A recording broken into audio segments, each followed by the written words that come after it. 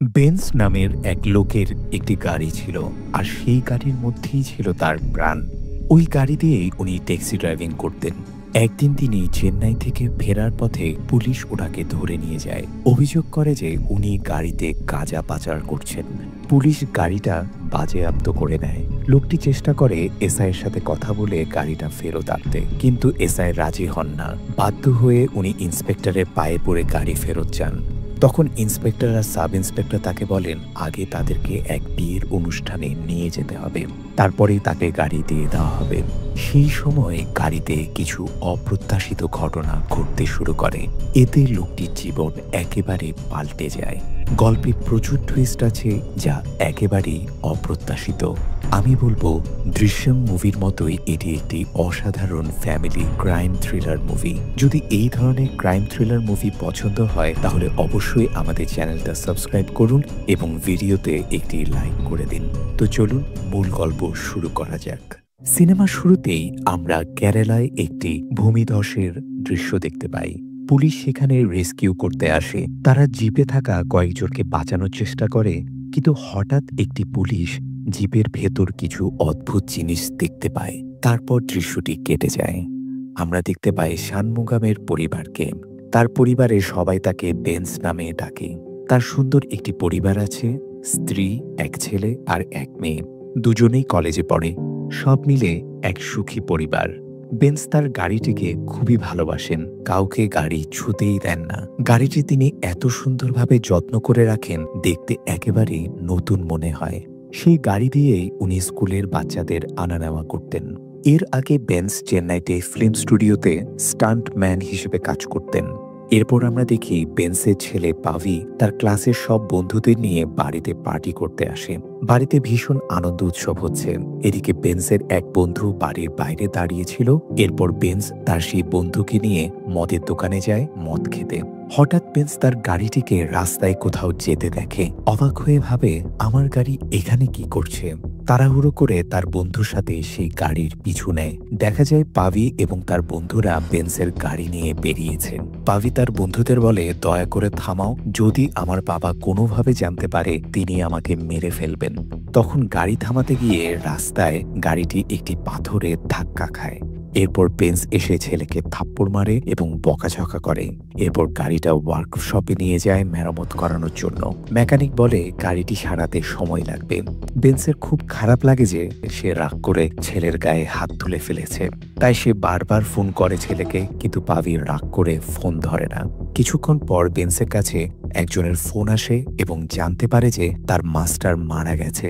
ভারাক্রান্ত মন নিয়ে চেন্নাই গিয়ে মাস্টারের শেষকৃত্য সব শেষ করে পরে আবার বাড়ি ফিরে আসেন। এরপর আমরা দেখতে পাই ফিরে আসার পর তার এক বন্ধু সরাসরি তাকে পুলিশ স্টেশনে নিয়ে যায়। সেখানে গিয়ে দেখে তার গাড়িটা পুলিশ স্টেশনের সামনেই দাঁড়িয়ে। তিনি পুরোপুরি হতবাক হয়ে যান, আমার গাড়ি এখানে কেন?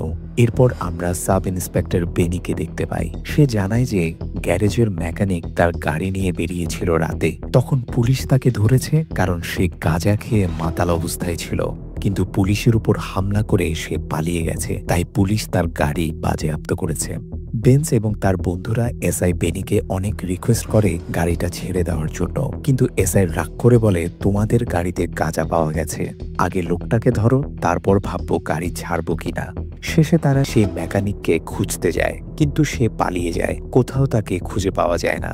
বাসায় ফেরার পর বেন্স এই বিষয়টা নিয়ে খুবই চিন্তায় পড়ে যায়। রাতে ঘুমাতেও পারে না সে। তার স্ত্রী ললিতা তাকে জিজ্ঞাসা করলে সে বলে পুলিশ বলছে আমার গাড়িটা স্ক্র্যাপে পাঠিয়ে দিবে। আমার মন একদম ভালো নেই। ললিতা জানতে চান ছেলের সাথে কথা হয়েছে তোমার? বেন্স বলে সে হোস্টেলে আছে বন্ধু বান্ধবদের সাথে, এখনো রেগে আছে, ফোনও রিসিভ করছে না। আমি চিন্তায় আছি গাড়ির কারণে কোনো সমস্যা হবে না তো। অতঃপর বেন্স সিদ্ধান্ত নেয় কিছু একটা করতে হবে। তাই রাতের বেলায় সে আবার সরাসরি পুলিশ স্টেশনে যায়। সেখানে কনস্টেবলকে অনুরোধ করে সে, স্যার দয়া করে আমার গাড়ি ফেরত পেতে একটু সাহায্য করুন। তখন কনস্টেবল বলে একমাত্র আমাদের সার্কেল ইন্সপেক্টর জর্জ স্যারই আপনাকে হেল্প করতে পারে। বেন্স সরাসরি জর্জ স্যারের কাছে গিয়ে সব ঘটনা খুলে বলে, স্যার আমার গাড়িটাই হলো আমার প্রাণ, আমি কিছু করিনি। গাড়িটা ফেরত না পেলে আমি সংসার চালাতে পারবো না। জর্জ স্যার বলেন, ঠিক আছে, আমি বেনিকে বলি গাড়ি দিয়ে দিতে, তুমি চিন্তা করো না। এরপর জর্জ স্যার বেনিকে বলে গাড়ির চাবি দাও, কিন্তু পরিস্থিতি আবার কঠিন হয়ে ওঠে। বেনি গাড়িটা স্টেশনের সামনে নিয়ে এসে দাঁড় করিয়ে দেয়। ইন্সপেক্টর জর্জ বেন্সকে গাড়ির চাবিটি বেনির কাছ থেকে নিয়ে নিতে বলেন, কিন্তু বেনি দিতে চাচ্ছিল না। তখন জর্জ জোর করে চাবি নিয়ে বেন্সকে দিয়ে দেয়। বেন্স ইন্সপেক্টরকে থ্যাঙ্কস বলে সেখান থেকে বেরিয়ে যেতে থাকে। কিন্তু যখন বেন্স গাড়ি নিতে যাচ্ছিল, জর্জ স্যার ডেকে বলে, বেন্স, আমাদের থানার প্রোটেকশন অফিসার সুদীশের বোনের বিয়ে আছে, আমাদেরকে একটা রাইড দিতে পারবে? বেন্স রাজি হয়ে যায়। তখন সে দেখে যে বেনিও তাদের সাথে যাবে। এতে বেন্স না চাইতেও তাদেরকে গাড়ি চালিয়ে বিয়ে বাড়িতে নিয়ে আসে।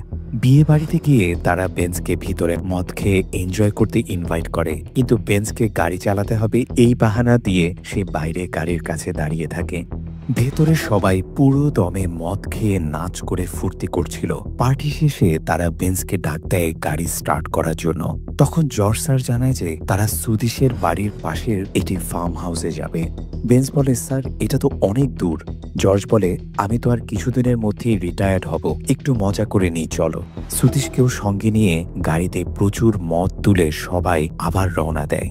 রাস্তা খুবই খারাপ, চারদিকে পানি জমে যাচ্ছিল। বেন্স গাড়ি চালাতে থাকে, কিন্তু কিছু দূর গিয়ে বুঝতে পারে আর এগোনো সম্ভব নয়। বেন্স বিরক্ত হয়ে বলে, স্যার, এর চেয়ে একটা জিপ নিলেই ভালো হতো।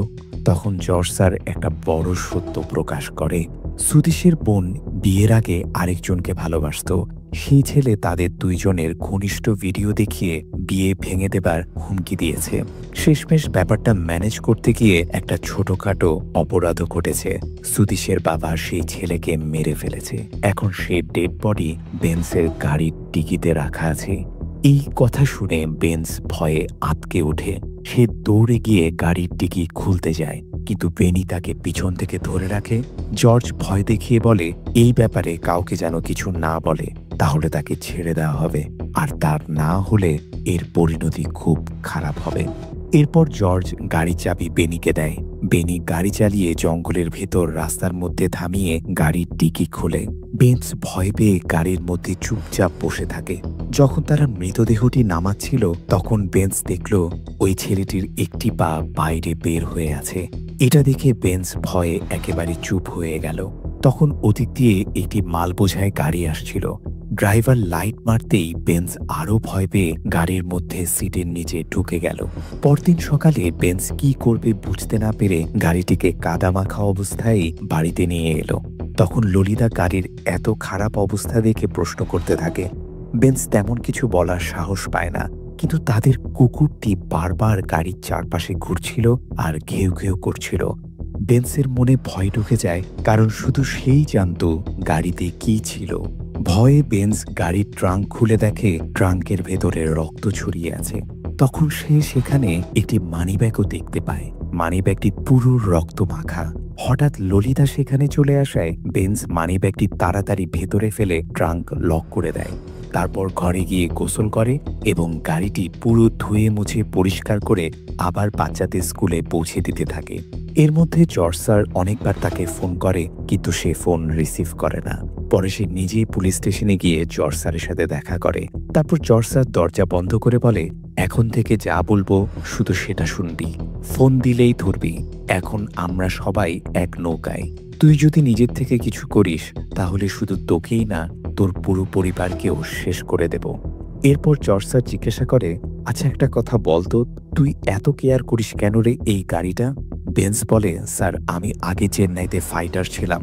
একবার একটা দুর্ঘটনায় আমার এক পার্টনার নিজের জীবন দিয়ে আমাকে বাঁচিয়েছিল। তখন আমার মাস্টার সাহেব, যাতে আমি ওই ট্রমা থেকে বেরিয়ে আসতে পারি, তাই এই গাড়িটা কিনে দিয়েছিলেন। এখন মাস্টার সাহেবও মারা গেছেন, তাই এই গাড়িটার প্রতি আমার এত আবেগ। বাসায় ফেরার পর ললিতা জিজ্ঞাসা করে, তোমার জামায় রক্তের দাগ কোথা থেকে আসলো? এই কথা শুনে বেন্স সাথে সাথে দৌড়ে গিয়ে নিজের জামাটা পুড়িয়ে ফেলে। পরের দিন বেন্স আরেকটা ব্যাপার জানতে পারে যে দুদিন ধরে তার ছেলে পাভি ফোন ধরছে না। হোস্টেলে গিয়ে খোঁজ নিয়ে দেখে 2 দিন আগে থেকে পাভি গায়েব। এতে বেন্স ভয়ে কেঁপে ওঠে।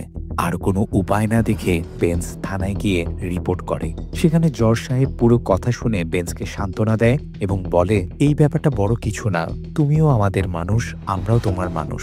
তুমি আমাদের জন্য একটা কাজ করেছো, আমরা কি তোমার জন্য করব না? ভয় পাস না, যেমনটা হয়েছে ঠিক তেমনই লিখে কমপ্লেন দে, আমি নিজে তোর ছেলেকে খুঁজে বের করে দেব। বেঞ্চ তখন লিখে দিল রেড কালারের পালসার বাইক নিয়ে 2 দিন আগে রাতে হোস্টেল থেকে বেরিয়েছে, এখনো বাড়ি ফেরেনি। রিপোর্ট লিখে যখন সে বের হতে লাগলো সেখানে দেখে তার ছেলের বাইকের মতোই একটি বাইক সেখানে রাখা। সে বেনিকে জিজ্ঞাসা করলে ইন্সপেক্টর বেনি বলে এটা অনেক আগে থেকেই এখানে।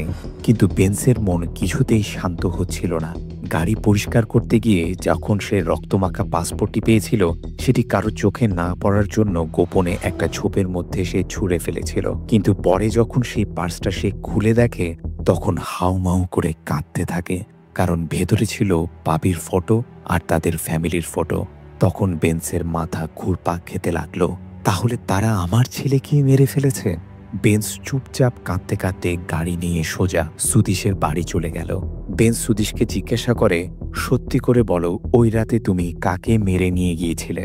সুদিশ বলে, আমি কিছুই জানি না, যা এখন কাল সকালে যা বলার বলিস, এই বলে ভিতরে চলে যায়। এদিকে প্রবল বৃষ্টির কারণে চারদিক প্লাবিত হয়ে যায়, যা আমরা প্রথম দৃশ্যে দেখেছিলাম। সেখানে ভূমিধসের কারণে পুলিশ পুরো জায়গা ঘেরাও করে। এমন সময় এক জায়গায় পুলিশ দেখে একটা জিপের মধ্যে কিছু একটা আছে। পরে খোঁজ করে দেখা গেল সেখানে একটি লাশ পুঁতে রাখা হয়েছিল, যেটা বৃষ্টির কারণে মাটি সরে গিয়ে সেই মৃতদেহটি বাইরে বেরিয়ে এসেছে। সব মিডিয়ায় খবর বেরোলো যে কাউকে খুন করে এখানে পুঁতে রাখা হয়েছে। মৃতদেহ পচে গেছে, পোস্টমর্টমের পরই জানা যাবে কার দেহ। এই খবর দেখে ইন্সপেক্টর বেনি ভয় পেয়ে কাঁপতে শুরু করে।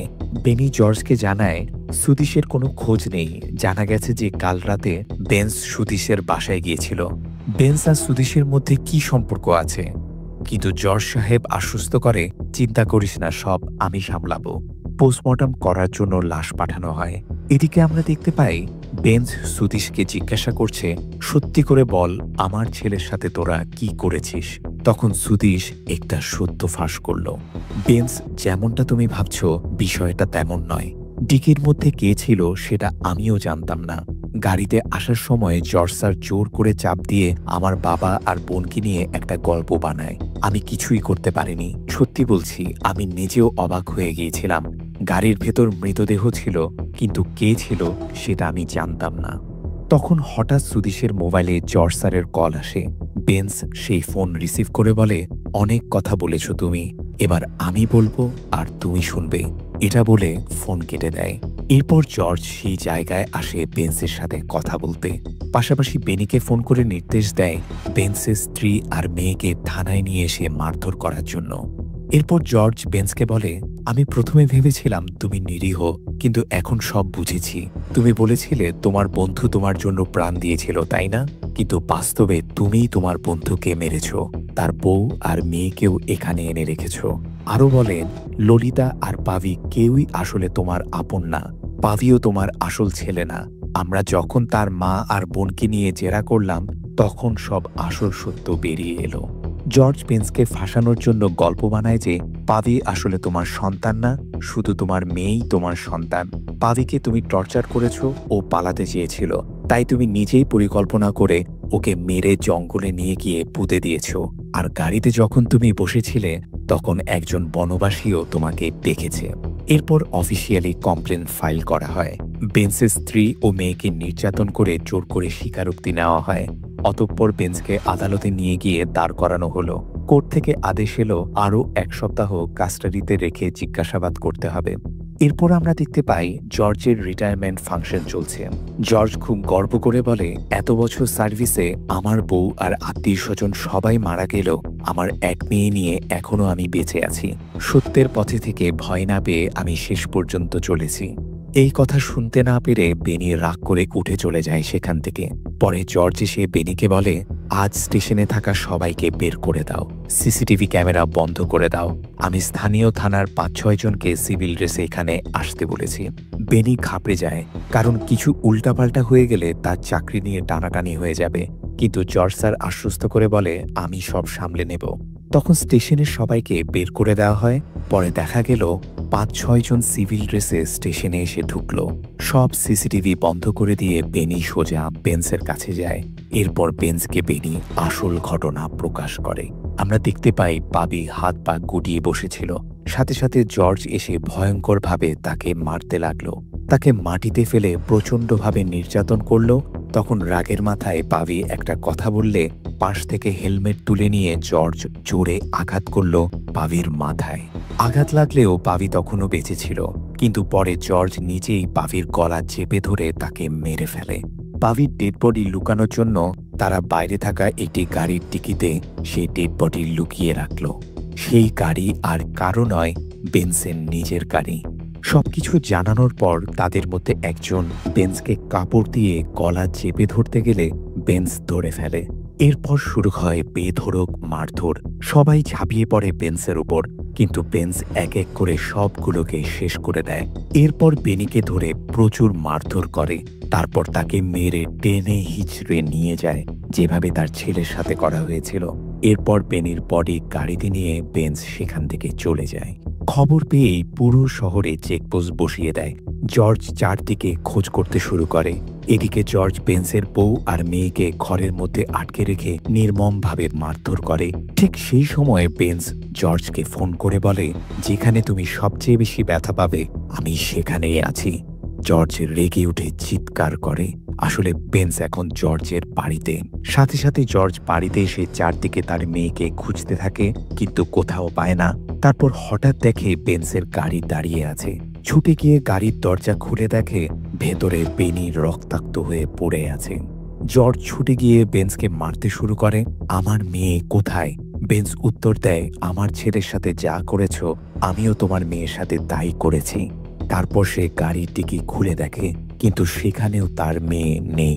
জর্জ কাঁদতে কাঁদতে সত্যটা জানতে চায়। বেনস তখন বলে, হ্যাঁ, আমি তোমার মেয়েকে মেরে ফেলেছি, আর তার আর বেঁচে থাকার কোনো দরকারই নেই। এরপর বেনস এবং জর্জের মধ্যে তুমুল লড়াই শুরু হয়। শেষ পর্যন্ত জর্জকে শ্বাসরোধ করে বেনস মেরে ফেলে। এরপর দেখা যায় জানালা দিয়ে পুরো ঘটনা জর্জের মেয়ে মেরি দেখছে এবং সে কান্নায় ভেঙে পড়ে। তারপরে একটি ফ্ল্যাশব্যাক দেখানো হয়। পাভি এবং মেরি কলেজের সিঁড়িতে বসে কথা বলছিল। পাভি জানায় যে একটি দুর্ঘটনায় পাভির বাবা মারা যান। এরপর পাভি এবং তার মাকে বেনস আপন করে নেয়, পাভিকে নিজের সন্তানের মতো বড় করে। এরপর আমরা দেখতে পাই মেরি চেয়েছিল বেনসের ছেলেকে বিয়ে করতে, কিন্তু জর্জ এটা মেনে নেয়নি। সেই কারণে পাভিকে থানায় নিয়ে গিয়ে নির্মমভাবে মেরে ফেলে। এই ঘটনা মেরি জানত, তাই সে কান্নায় ভেঙে পড়ে। এরপর বেনসকে দেখা যায় জঙ্গলে দুটো মৃতদেহ নিয়ে এসে বসে আছে, চোখে তার পানি। নিজের ছেলেকে হারানোর কষ্টে সে ভেঙে পড়েছে। শেষে যখন বেনসকে কোর্টে নিয়ে যাওয়া হয়, রিপোর্টার তাকে জিজ্ঞাসা করে, আপনি কি নিজেই আপনার ছেলেকে মেরেছেন? বেনস তখন উত্তর দেয়, আমি আমার ছেলেকে মারিনি, কিন্তু যারা মেরেছে তাদেরকে আমি মেরেছি। এখানেই মুভির সমাপ্তি ঘটে। তো বন্ধুরা, কেমন লাগলো এই দুর্দান্ত ক্রাইম থ্রিলার মুভিটি আমাদেরকে অবশ্যই কমেন্ট করে জানাবেন। এবং ভিডিওটি যদি ভালো লাগে তাহলে অবশ্যই লাইক করুন, শেয়ার করুন এবং আমাদের চ্যানেলটি সাবস্ক্রাইব করে আমাদের পাশেই থাকুন, কারণ আমরাই একমাত্র এই ধরনের ইন্টারেস্টিং ভিডিও নিয়ে আসি। ধন্যবাদ।